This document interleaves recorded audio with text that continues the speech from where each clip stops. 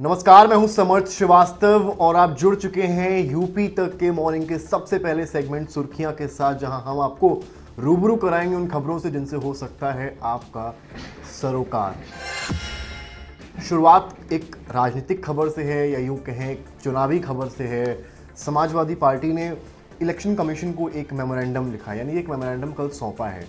Memorandum में क्या कहा गया है, आइए समझते हैं। कुल मिलाकर समाजवादी पार्टी ने बुर्के वाली महिलाओं की पहचान संबंधी निर्वाचन आयोग के निर्णय पर कड़ी आपत्ति जताई है, निर्देश वापसी की मांग कर दी है। मेमोरेंडम क्या है? मेमोरेंडम कुछ इस प्रकार दिखता है जो कि चुनाव आयोग को दिया गया है। ये आप देख सकते हैं, ये मेमोरेंडम की कॉपी है जो हमारे पास इस वक्त है, जो चुनाव आयोग को समाजवादी पार्टी ने सौंपा है। क्या खबर है?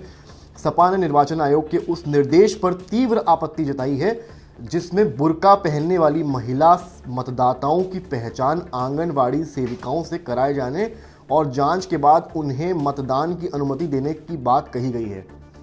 पार्टी ने इस निर्देश को तत्काल वापस लेने की मांग करते हुए कहा है कि इससे देश में पारदर्शी, स्वतंत्र और भयमुक्त चुनाव कराने की प्रक्रिया प्रभावित होगी। इसके अलावा निर्वाचन आयोग ने इस निर्देश को बिहार विधानसभा चुनाव में सख्ती से लागू किया था और आगामी विधानसभा और लोकसभा चुनावों से में भी लागू करने का संकेत दिया, यानी कि जो बिहार के चुनाव हो रहे हैं उसको लेकर ये निर्देश आया था निर्वाचन आयोग का। तो समाजवादी पार्टी इस मुद्दे को अब इसलिए उठा रही है क्योंकि बिहार चुनाव है, उसके बाद उत्तर प्रदेश के भी चुनाव होंगे, फिर बंगाल का भी चुनाव बीच में आएगा, तो जिससे एक माहौल बन पाए कुल मिलाकर कि अगर इस तरह की कोई जांच हो रही है तो इनके मुताबिक वो जांच ना हो। पार्टी ने ये बताया है कि प्रदेश अध्यक्ष श्यामलाल पाल ने मुख्य निर्वाचन आयुक्त को संबोधित ज्ञापन मुख्य निर्वाचन अधिकारी उत्तर प्रदेश को सौंपते हुए कहा है कि ये नया आदेश हैंडबुक फॉर रिटर्निंग ऑफिसर में दर्ज नियमों के विपरीत है। पार्टी ने बताया, हैंडबुक के पृष्ठ 143 के अनुच्छेद 1369 के अनुसार मतदान के दिन मतदान अधिकारी को मतदाता की पहचान पत्र की जांच करने का अधिकार है, न कि अन्य किसी माध्यम से पहचान करने का। ज्ञापन में आरोप लगाया है कि मुख्य चुनाव आयुक्त ज्ञानेश कुमार ने आयोग की पारदर्शिता और निष्पक्षता पर प्रश्न चिन्ह लगाने वाला ये आदेश जारी किया है। देखिए, आपको यूपी में भी जब चुनाव हो रहे थे, चुनाव भी हो रहे थे, उस वक्त भी कई तस्वीरें सोशल मीडिया पर आई थी। खासकर समाजवादी पार्टी ने ट्वीट की थी जहां पर कई अधिकारी थे जो बुरखे की महिलाएं आ रही थी उनको क्रॉस चेक कर रहे थे। आरोप ये भी लगा कि कई लोग बुरखे में आकर डबल ट्रिपल बार वोट डाल रहे हैं, ऐसा प्रशासन का आरोप था। जबकि पार्टी का कहना था कि ऐसा कुछ भी नहीं है, कि केवल परेशान करने के लिए कि महिला वोटर बूथ पर ना आए, वोट ना करें, इसलिए ये सब किया जा रहा है। कुल मिलाकर सपा का कहना है कि ये निर्देश एक विशेष समुदाय के मतदाताओं को निशाना बनाता है जो न केवल अलोकतांत्रिक है बल्कि असंवैधानिक भी है। मुख्य प्रवक्ता राजेंद्र चौधरी ने कहा है कि आयोग का ये फैसला गलत है और इसे वापस लेना लोकतांत्रिक व्यवस्था के हित में होगा। तो कुल मिलाकर समाजवादी पार्टी ने एक तरह से मुहिम खोल दी है।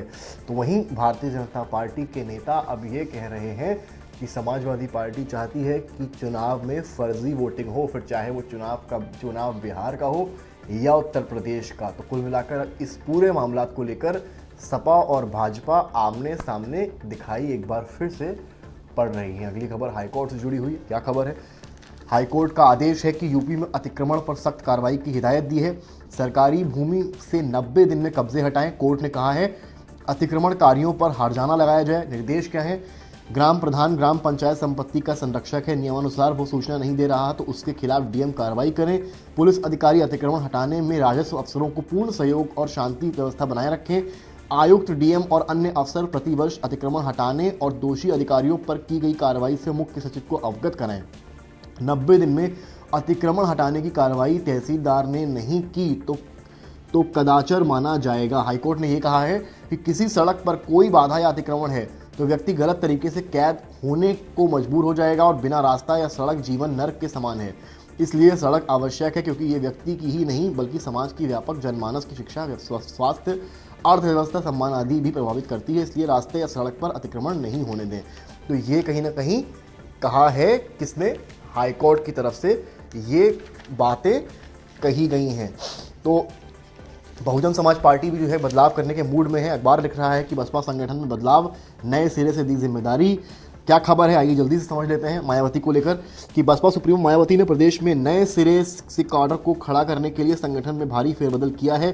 हर मंडल में दो दो टीमें लगाई गई हैं। एक टीम मंडल स्तर पर काम देखेगी और दूसरी स्थानीय स्तर पर। मायावती इनके साथ 16 अक्टूबर को बैठकें करेंगी।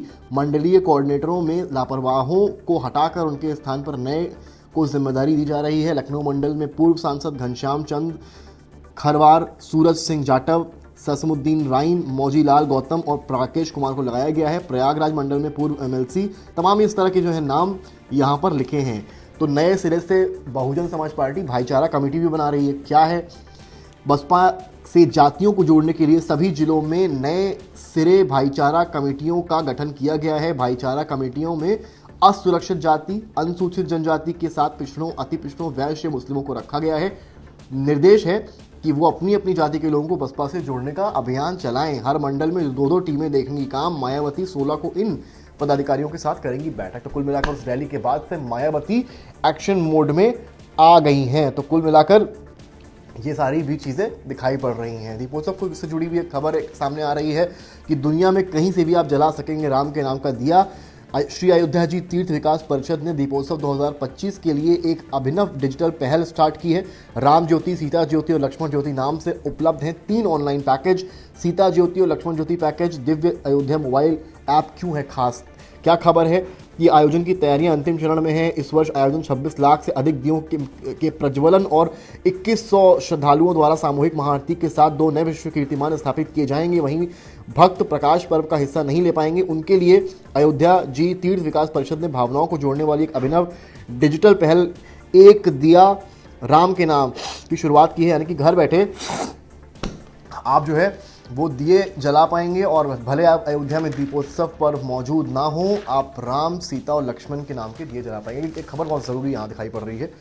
देखिए, नोएडा, दिल्ली और गुड़गांव, ये 3 ऐसी जगह हैं जहाँ लखनऊ के या यूपी के कई जिलों के लोग, खासकर यंगस्टर्स, यूथ, जॉब के लिए, पढ़ाई के लिए जाते हैं। लेकिन जब आप दिवाली में टिकट बुक करते हैं तो आप देखते हैं कि किराया बहुत बढ़ गया। ट्रेन में तो खैर अगर आप थोड़ा लेट हो गए हैं तो मिलना मुश्किल है, लेकिन बस एक सहारा होता है कि चलिए बस हम बुक कर लेंगे, अलग अलग प्राइवेट कैब्स हैं उनसे आ जाएंगे। खबर क्या है? खबर यह है कि ट्रेनों में वेटिंग का भी टिकट नहीं मिलने से बसों का किराया आसमान पर, 5 गुना तक बढ़े टिकट के दाम। दिवाली पर दिल्ली से लखनऊ के लिए निजी बस का किराया 5000 पहुंच गया है। एसी और स्लीपर बसों के टिकट की बुकिंग ऐप से हो रही है।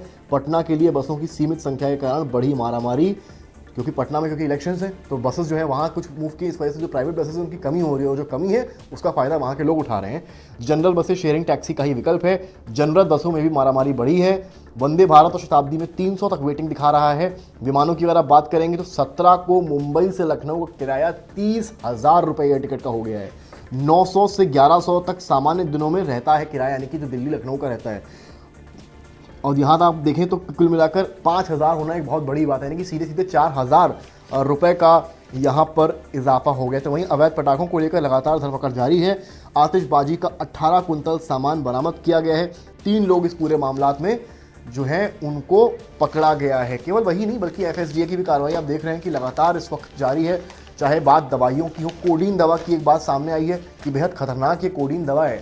कोडीन दवा से आप लोग नशा करते हैं, वो ऐसी चीज़ें हैं कि जो धीरे धीरे अब सामने आ रही है। जिस तरह से जांच ड्रग एडमिनिस्ट्रेशन अपनी बढ़ा रहा है उसको लेकर ये सारी चीज़ें आ रही हैं। तो वहीं देखिए गड्ढों को लेकर एक खबर यहाँ छापी है, कृपया धीरे चलें, गड्ढे अभी भरे नहीं हैं। दिवाली से पहले यूजुअली कहा जाता है गड्ढे भर जाएंगे, लेकिन फिलहाल अभी ये तस्वीरें जो अखबार छाप रहा है उसमें आप देख सकते हैं कि इस वक्त लखनऊ की क्या हालत है, गड्ढों में पूरी तरीके से दिखाई पड़ रही है। जैसे कि मैंने आपसे जिक्र किया, दिवाली पर खपाने के लिए स्टोर कर रखी गई थी खराब सोन पपड़ी। FSDA के चेकिंग अभियान में 228 किलो खाद्य पदार्थ नष्ट कराए गए हैं, 11 नमूने लिए गए हैं। तो वहीं अगर आप ईवी के शौकीन हैं तो उत्तर प्रदेश की खबर है, अंतिम दिन खूब बिकी ईवी। अंतिम दिन इसलिए कि जो टैक्स वाली कहानी थी वो कल खत्म हो गई है। अब आपको थोड़ी महंगी गाड़ी मिलेगी। आज से केवल यूपी में बनने वाले वाहनों पर ही मिलेगी सब्सिडी। तो कल खूब ईवी बिकी है। तो इस तरह की खबरें जो हैं यूपी की हैं। तो सारी खबरें इस तरह की दिखाई पड़ रही हैं। एक और अयोध्या में दीपोत्सव है। राजनीतिक तौर पर यहाँ सपा एक लेटर लिख रही है, मायावती अपने कैडर को मजबूत कर रही है। तो वहीं अखिलेश यादव यानी कि समाजवादी पार्टी के उस लेटर पर बीजेपी जो है वो कहीं ना कहीं सवाल उठा रही है। तो वहीं बहुत ही दिलचस्प किरदार यूपी की सियासत के ओम प्रकाश राजभर बिहार में चुनाव लड़ रहे हैं। भाजपा में अब कोई भी बातचीत बिहार चुनाव के बाद ही होगी, इस तरह के बयान ओम प्रकाश राजभर की तरफ से आ रहे हैं। और ये कह रहे हैं कि वो भाई इतनी सीट्स जो उन्होंने बताई हैं उन पर वो चुनाव लड़ने के लिए तैयार हैं। उन्होंने ये कहा है कि 153 सीटों पर वो अपने प्रत्याशी उतारेंगे। और अब इसको लेकर जो भी हो, फिलहाल उन्होंने साफ कह दिया, भले वो कैबिनेट मंत्री हैं, भले वो भाजपा के अलायंस पार्टनर हैं, लेकिन अब भाजपा से कोई भी बात बिहार चुनाव के बाद होगी। उनका दावा है कि बातचीत ज़रूर की गई थी, लेकिन भाजपा के द्वारा उनको सीट्स नहीं मिली, तो उन्होंने तय किया कि वो अकेले ही चुनाव में उतरने वाले हैं। राजनीति से जुड़ी, क्राइम से जुड़ी अन्य बड़ी खबरों के लिए जुड़े रहिए।